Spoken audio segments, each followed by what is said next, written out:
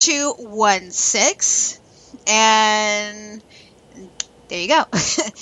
And so the question I want to ask you, Mackenzie, is that now, like I mentioned before, I'm a big Christine Aguilera fan. And I know that she had a tough time when she became her success. When she went back to her prom, she was actually not really, her classmates didn't really appreciate who she was or anything like that. They were actually more jealous. So did you ever get that with your peers? Oh yeah, that's Yeah? a definite common thing when it comes to music or really any talents that anybody has in general. I definitely had a lot of kids, especially in my elementary years mostly. I had a lot of kids that, just picked on me, and it was especially because of my music. And at the time, my teachers were very supportive of my musical dreams and everything, so they had me perform at assemblies and, just kind of spotlighted the fact that I was a singer. So, and I appreciate that every day that they do that. But, kids get jealous, especially when they're younger. So I had to deal with a lot of that. And even to this day, I still receive hate online. Like, it comes with the territory, and you learn to have quite a thick skin with music. I was lucky, however, when I went into the 7th grade and up all the way until grade 12, which I'm graduated a few years now. But back when I was in junior high and high school, I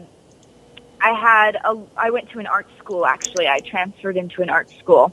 And that's when things changed a lot for me. And I found that, of course, you still get rude people in school no matter what. You always get bullies here and there.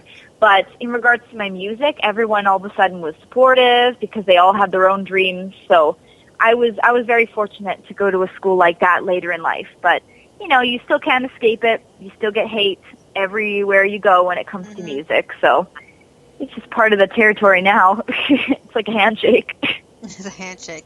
It kind of sucks that you have to accept what it is regardless what it goes through. So it's kind of sucks in a way. Yeah, it's social media is the main thing because everyone's anonymous now.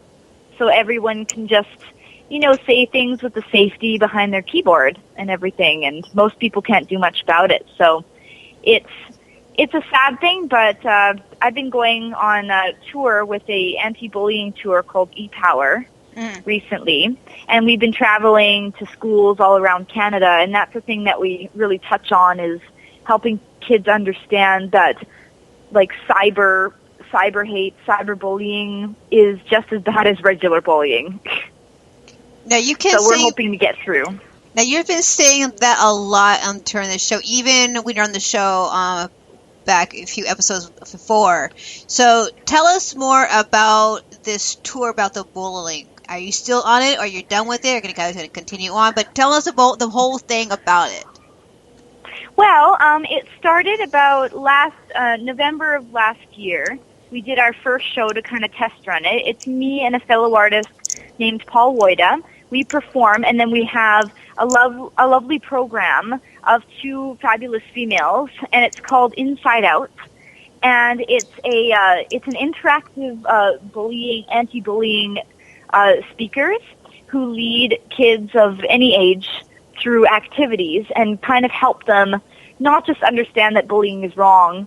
They take an unconventional method and really show them firsthand what it's like to be the bully, what it's like to be the person that's bullied. And it's very exciting. So we start off with that. We go to a program around schools. We start off with the bullying program, and then we end it off with a empowering music concert that kind of gets the kids uplifted and ready to make some changes. And it's actually been super effective. So after our first show went so successful, we went on a 2-week tour just about a month ago.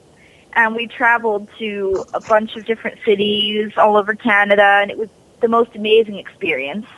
And these kids they're so amazing, and it was amazing seeing the feedback that they considered it not just a regular bullying talk that they're used to getting. It's something that hit them a lot more, and that was what we were mainly going for. Like, that's the whole point. And so because it was so successful, we're actually going on a bigger one about 3 weeks in October. So that'll be really exciting. So we just keep pumping up for that, and it's just been an amazing experience talking to these kids and singing for them. It's amazing. Cool. Now you're going to continue on with this tour? Is it going to continue on? Yeah, we're on a break for now, just because the school year is about to be over. But once the school year kicks back in, we start up in October and go for about 3 weeks, and it's going to be awesome. Cool. Now, what ages do you go into these schools? Is it all ages? Even high school? Do they go to younger kids? It's every grade that we can possibly do. Like, it's open to grades K to 12. Okay. And but I found with a lot of the touring that we were doing that we mostly went to junior high and elementary, but really we cater to all ages. That's good. That's good. Mm-hmm. And never too old or young to learn about respect. Absolutely, absolutely. I mean, I got bullied when I was a kid, so I just wish you were around when I was my age, or back then. But you weren't even born when I was your age, because Jeez, the thought. I know, really, it's kind of scary. I am dating myself seriously. But yeah, I got picked on all through my life. I mean, I had zits all over my face. I was called pizza face a lot. Pizza face? Oh yes, oh yes. Crater that should face. be the name of my album. Oh, thanks a lot. Pizza face. Yeah, pizza face, crater face. Oh my gosh, who knows what else I've been called? I forgot. But yeah, I've been put down. I was the shortest one in my class, and I looked like I was like maybe 15, 16 years old, and I looked like I was 12. Oh my gosh! When I was 18, I was carded to go into rated PG-13. Yeah. So, oh my gosh. Yeah, I was picked on that grade. Of course, now that I'm 42, I love look like I'm 21. Exactly. That's the whole point. That's the baby face magic. Exactly. So yeah, all my being picked on, it has paid off towards like, ha! Because all the people who used to pick on me, I actually bump into them every now and then, and their life is horrible. Just like, ha! Exactly. And that's the thing we a lot of times talk about is that like all these kids that are getting bullied think that, oh, like this is it, like it's gonna be like this forever. But I'm actually like, you realize that the bullies are gonna do nothing because they're spending their whole youth picking on someone else rather than working on themselves. Yeah, exactly. So you're gonna win. Absolutely. Just to let you know. Yep. Totally true. And it's true. I've seen it a million times, and it's like, it's super gratifying. It really is. As immature as that sounds, it is super gratifying. And so, you try to tell that kids, and then, the kids that are being bullied realize that, oh, I don't want to be a loser either. Yeah. So. My favorite memory is this one lady in my high school used to pick on me and a lot of people in high school. I mean, a lot. And she would tell us where she's going to do this with her life and that with her life. About, this is like eons ago. I saw her working at Burger King. Oh my God. That was the highlight of my life right there. Like, ha! Sorry. Oh my God. Yeah. Anyway. Okay. Spider, you have anything to say? Well, it's such an interesting time, I suppose, as far as, and that sounds almost like to put it in a positive light, which it really isn't. But it's interesting to look at bullying in the age of the internet as opposed to before that kind of thing was around, because you get clashes of age culture, kind of, and how you should react to bullying. Like these days, it should be, obviously people need to raise their kids right, they need to not bully each other and whatnot, and go out and get help and have people help you out with stuff. Back towards the tail end of the generation when I was growing up, it was, oh, you're getting bullied, go punch him out. And it's like, people don't think about that this like around now, because people think, well, you don't want any more violence in schools and things, and of course you don't.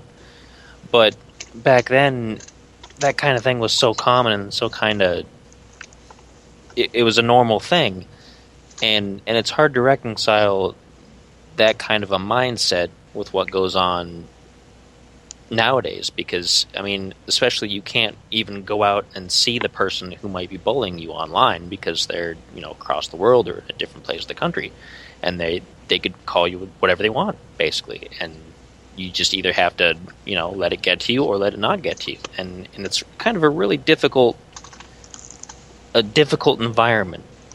Mm-hmm. as far as how much you want to allow people to say and how much you don't, and what you can actually do about it.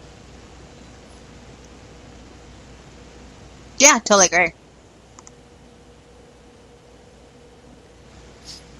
Did we lose Mackenzie? It's very true.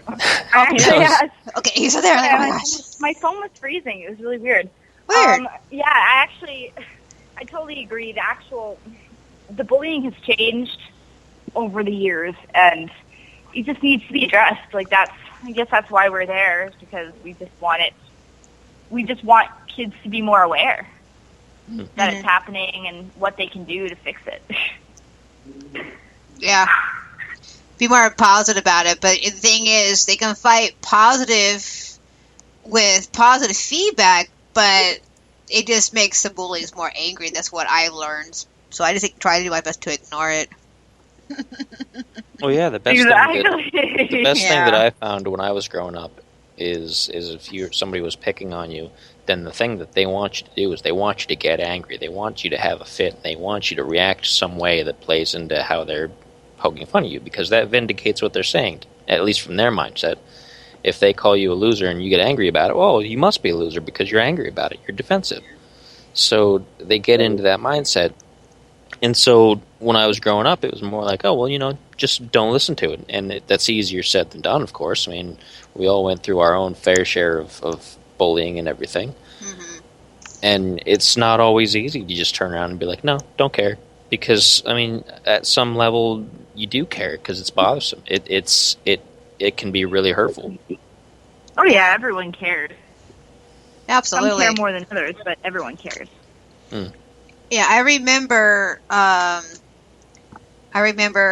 when I used to live in a different state, so I was always the new girl around the schools.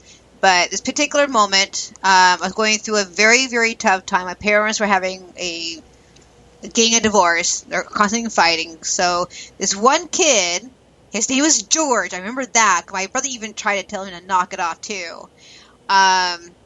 Even though my brother was 2 years younger than I am, but still, he was sticking it for his sister. But this one time, I had enough. He was constantly picking on me. I don't even know what he said, don't care, but I remember that I had enough. And I threw my books down, saying, come on, let's go. I am tired of this. And the look on his face was like, what?